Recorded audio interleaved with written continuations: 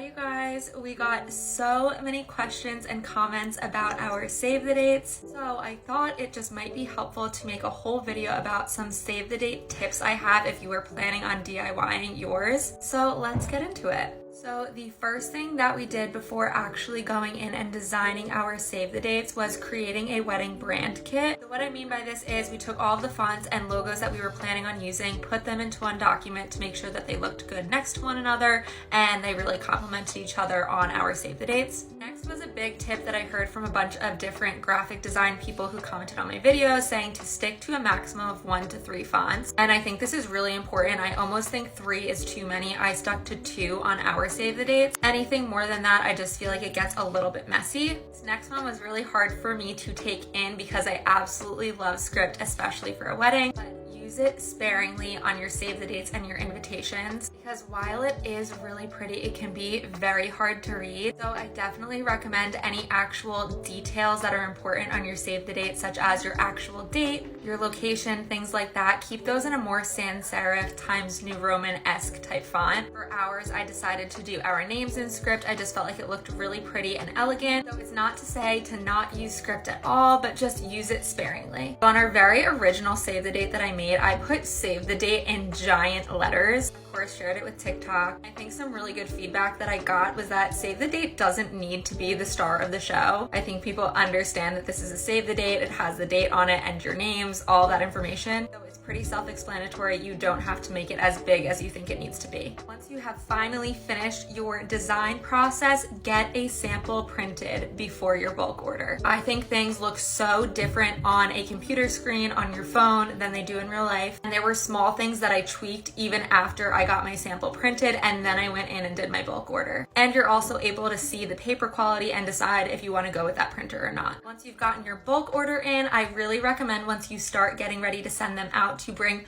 one test save the date to your post office. That way you can ask if you need any extra postage, if you're using something like a wax seal, and have it sent to like a close friend or a family member so they can let you know if they had any issues receiving it. Remember that your guests are only receiving one save the date. So if you are customizing each and every one like a wax seal, they don't all have to be perfect. They're not over analyzing it compared to another save the date that somebody else received. Unfortunately, be prepared to get some return to senders and get ready to readdress those envelopes. And lastly, make extra save the dates and put them aside into a box for all of your detail shots for your wedding. As always, let me know if you have any questions and let me know what you guys think.